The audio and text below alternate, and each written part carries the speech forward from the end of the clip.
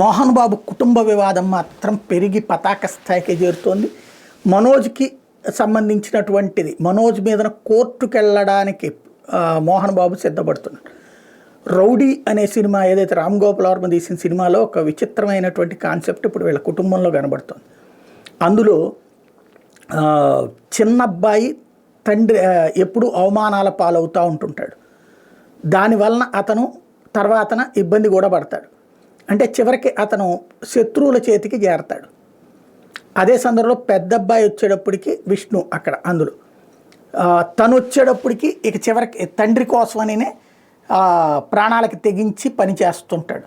ఇప్పుడు అలాగే మనోజ్ని ప్రొజెక్ట్ చేస్తున్నారు. మనోజ్ అయితే వాస్తవంగా జనంలో ఉన్న టాక్ మనోజ్ మంచోడు, ఎవరిని ఇబ్బంది పెట్టే రకం కాదని. కానీ ఇప్పుడు జరుగుతున్నటువంటి పరిణామాలన్నీ చూస్తే మనోజే కుటుంబాన్ని రచ్చకిడుస్తున్నాడు అన్నటువంటి కోణాన్ని మోహన్ బాబు స్వయంగా ప్రొజెక్ట్ చేస్తున్నారు. తాజాగా కోర్టుకు వెళ్ళి తనని ఏదైతే మనోజ్ రంగంపేటకి ఇంటికి వస్తుండగా రావడానికి వీల్లేదని కోర్టుకు వెళ్ళి ఆర్డర్స్ తీసుకొచ్చుకున్నారు. ఆర్డర్స్ అమలు చేసేటందుకు పోలీసులు సిద్ధపడ్డప్పుడు బౌన్సర్లు గొడవ, నిన్న చివరికి అతని వెహికల్ మీద ఒక కర్రతో దాడి, అతను పట్టుకోబోతే పారిపోయినటువంటి సంఘటన జరిగింది.